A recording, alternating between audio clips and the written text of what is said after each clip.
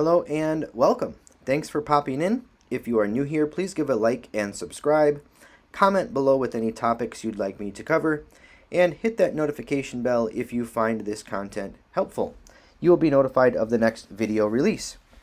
Check out my website, consultingninja.tech, where I have compiled loads of free resources for learning. Without further ado, let's get into it. We are doing a React application hands-on follow-through.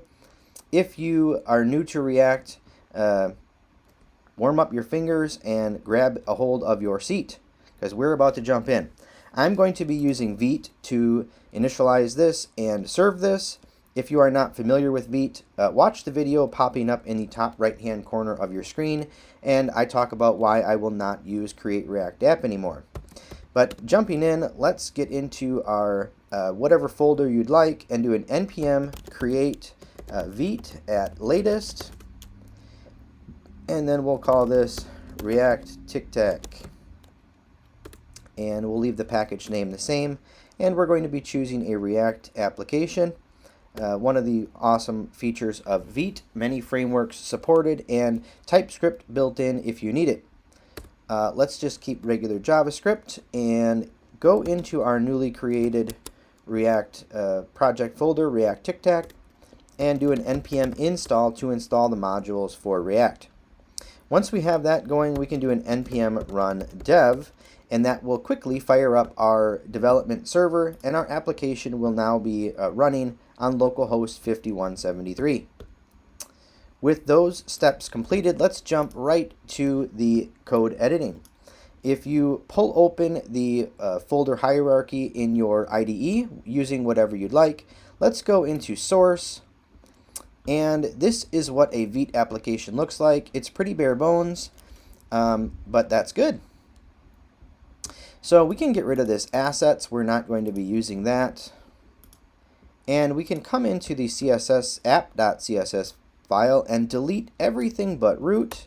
And we're going to keep the styles really simple. We're just going to have a container class and use a display of grid and a grid template columns of auto, auto, auto. And we'll throw some padding on here. I don't know, 10 pixels sounds good. And then we need a tile class for our individual tiles. And that will just give a background color of FFF and a color of 242424. It's an off black. I kind of like that color. And we'll do a border of the same. Let's do border 2 pixels solid and 242424. And then let's just throw a height on here of let's say 40 pixels, and we can give that a save. With that done, let's jump to our app.jsx and get to the actual React coding. So in here, let's go ahead and delete everything out except for a single div. Let's delete, well, we're not going to use this state here. We can delete that, and we can delete the imports except for the CSS file. We want to keep that, as that is giving us some generic styles. So with that being done, let's we can get rid of this class too. And with that being done, let's create our game component. So in source, create a new folder called components, and in our components folder, let's create one file called game.jsx. Now, if you are using VS Code, you can type in React RFCE for React Functional Component and hit Tab, and it will fill out this skeleton for you, which is super helpful. So I'm going to go ahead and make use of that. And then we need to add some additional imports from React in brackets. And we're going to be using the useState hook and the useEffect hook. And now inside of here, let's save this, and then in our app.jsx, let's go ahead and import that in just to make sure that everything is connected and looking good. So let's render our game JSX here, and this is how we render a component. If it took any props, we would pass them in here. So let's give that a save and check our development environment, and we can see now we have just the word game, and that is being displayed from our game.jsx right here. Alright, so far so good. We're cruising. Now there's so many different ways to do this. This is definitely going to be my spin on things. So comment below how you guys would do this, or if you would do it differently, or if you found this helpful. We're going to need a few pieces of state. So let's do, if you don't know, this is how you set up your state. You have the actual value as the first thing here, and then you have the setter as the next thing, and then you pass it the hook, and this is where you initialize what the value is going to start as. And now we need a few more pieces of state. We're going to need one for the player, one for the game status, and one for tiles. So let's copy that and just call this game over. And that, as I said, is going to be tracking the status of our game. And set game over. And this is going to be a string. We're going to use that in a few places, kind of make it dynamic for us. And this we'll call tiles. This is going to be the state of all of the tiles in the game. I thought of a bunch of different ways to do this part for the tiles. I kind of wanted to do an object and map through the properties, but I wanted to keep it simple for you guys. I didn't want it too complicated. So we're just going to use an array, and we're going to use a string array, and we need 9 pieces of state here, or 9 pieces of 9 elements in our array. So we got 1, 2, 3, 4,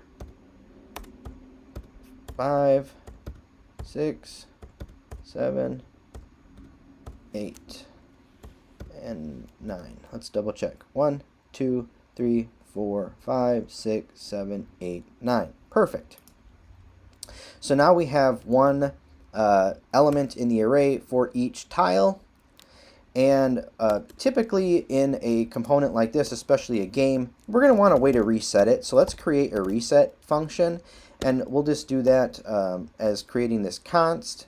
And what this variable is going to be is an anonymous function. And inside of here, this is what setting state looks like. So here we'll just set our player back to the initial value of 1, because player 1 always goes first. Set game over, and we're just going to set that back to an empty string. Set tiles, and we can just grab this array here and plop that in. Great, so now we have our function for resetting the game once it's over. Now we need a function, and this just goes to show you it doesn't really matter how you implement some of this stuff. This will do an old school, call it function, check status. And what are we putting in here? Well, we need to check the 8 different ways. There's, I think, 8 different ways to win. That would be the 3 rows on the top, 3 rows in the middle, 3 rows horizontally, and then all of the verticals. So 1, 2, 3, 1, 2, 3 is 6, and then the 2 diagonals, so 8. So what that means is that we're just going to have to kind of keep track here. So tiles, so if tiles sub 0, and we'll copy this, tiles sub 0, and so if that has a value and it's also equals to the second tile, which would be 1, and it's also equal to the third tile, which should be placed 2. So if there's a value in there and it is equal to the second tile and the third tile, then we just want to return the current player. And now we need 7 more of these. So 1, 2, 3, 4, 5, 6, 7. And let's just get moving here. So this is going to be if the second one, and it is equal to the fourth, and the second is also equal to that middle column down in the bottom. So this would be the horizontal, the second horizontal there. And then if the second, this would be the third horizontal. Oops. 2 is equal to 5, and 2 equal to 8.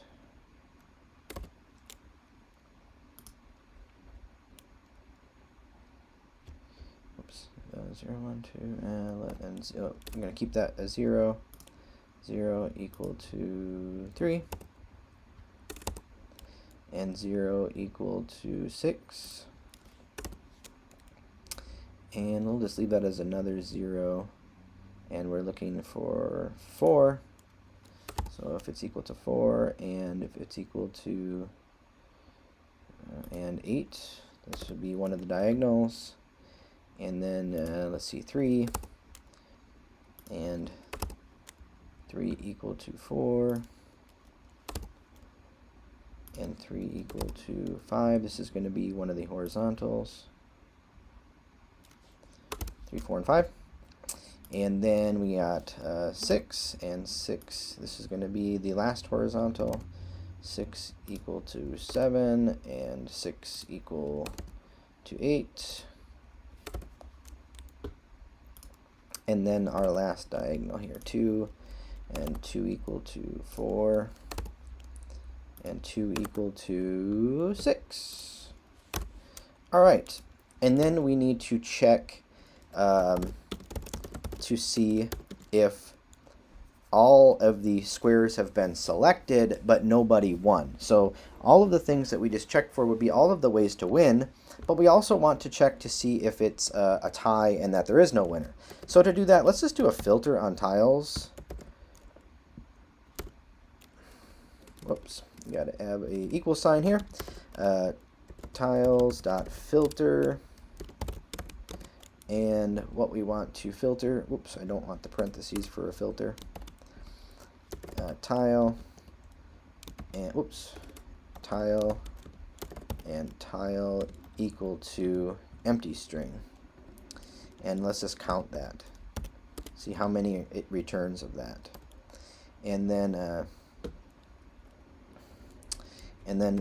let's use a ternary here, and we can return result if it's greater than 0.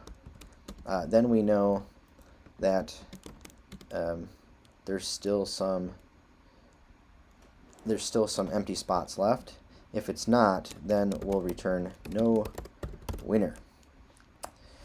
All right. Now we need our function for updating our values. So let's create a handle click, and this is the function that's going to run every time a player clicks a tile, and we're going to need the index, right? We're going to need the index to set the to know which tile was clicked. And so here I'm going to spread out the old tiles. So now I've got a new copy. We always want to be creating new state when we're setting our state. And then I'll modify this one. We don't want to modify our state directly. That's not good. You'll get errors. And this is going to equal player, the current player. And then we can set our tiles. And let's just show you guys that this works. You can also use a function here. And I'm just returning new tiles. Trying to throw as many new concepts at you guys as I can. I hope that this is all going well for you so far and has been helpful. Now we are going to set the player. I don't want this to be overwhelming, but I want to make sure you guys are getting lots of good information. So here we'll take the previous value, and if it's equal to player 1, then we will make it player 2. Otherwise, make it player 1. Great. So now we have our 3 pieces of state. We have a reset for our state. We have a function that's going to check if anyone wins, and it's also going to check if all the tiles have been checked. And then we also are going to check if you know, we probably should put a check in here to prevent someone from resetting a different player's values. So if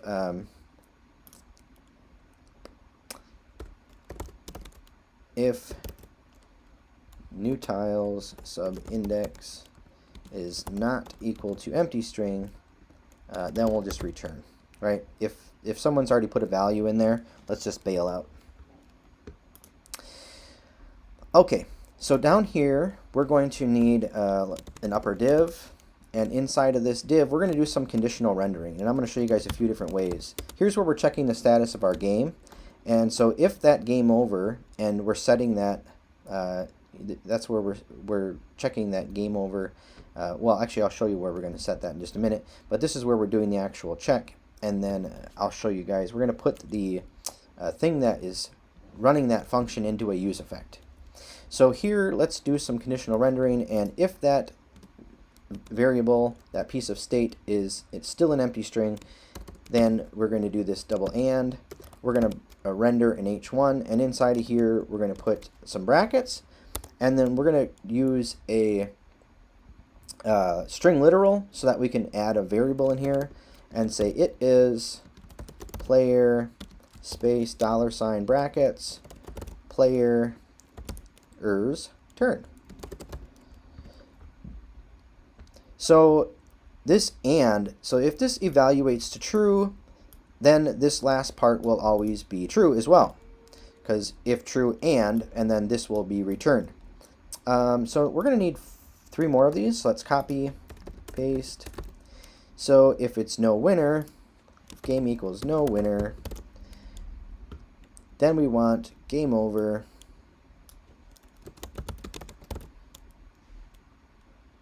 and we're going to spit out what is stored here, which in this case should be no winner. And we'll say try again. And then if game over equals player, then we want to spit out, well, render player $player. And then in here, since we're always one render behind in React, we need to do this and flip. So this is kind of a funky thing in React, but if we didn't do this, it would be giving us the wrong value. So if the player equals 1, we're actually going to make it say 2. Otherwise, 1. Whoops. 1. And we're not doing turns anymore. We're going to say that player wins! Exclamation point. Now this last one, this is going to be a button. So let's go in here and clear this out. And this is actually going to be, let's do a different one. So if this is not equal to an empty string,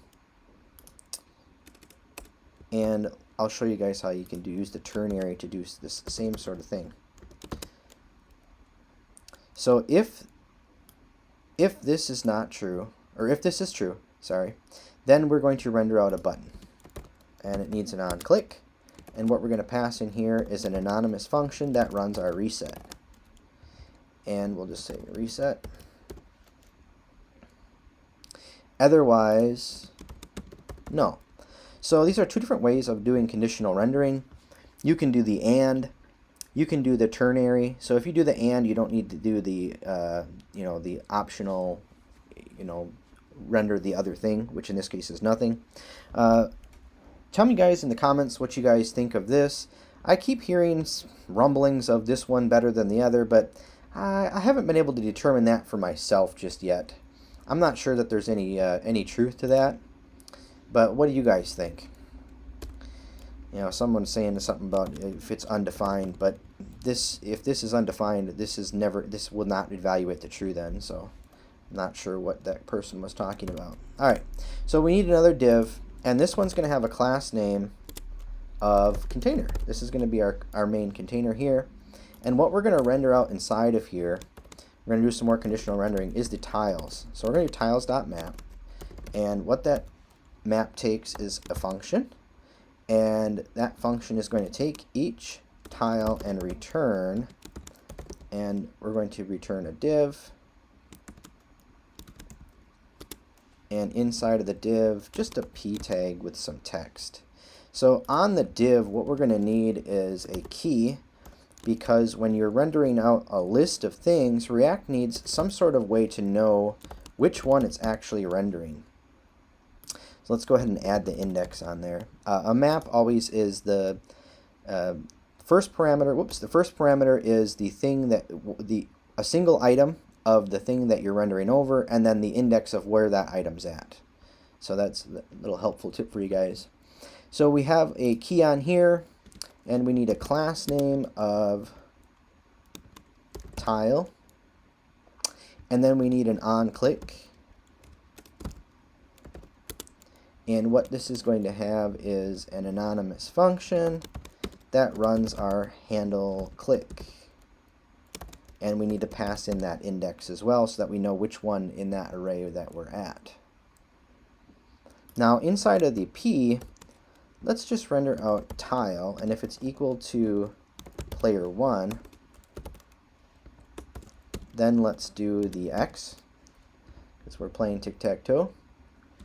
Otherwise, if tile is equal to 2, let's render out an O. Otherwise, we don't want anything. Right, so here's another example of nested ternaries. So here we have, whoops, and I messed that up. This should be tile, not tiles.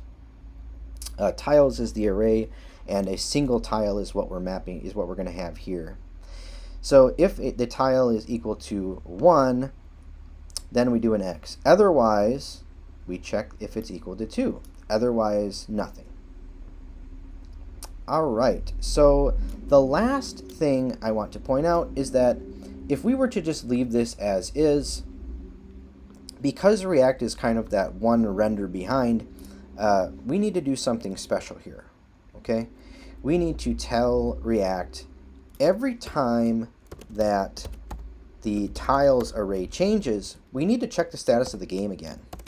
So we use this useEffect hook, and we call it like this. We say useEffect, and then that takes an anonymous function and a dependency array. Right? So this is what it looks like totally. And inside of here is where you run, inside of this anonymous function is where you run the stuff we need to do. Well, in here, for us, we just need to set game over to check status. And we need that to run every time the tiles array changes, every time somebody clicks. And so we add into our dependency array the piece of state tiles. Now let's give this a save and pull open our browser, and we can see here we have our game. It is player 1's turn. If I click, there's an X, and let's just play a game. 0 X O.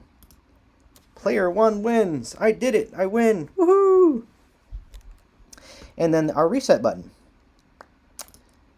So, what do you guys think? Did we do okay?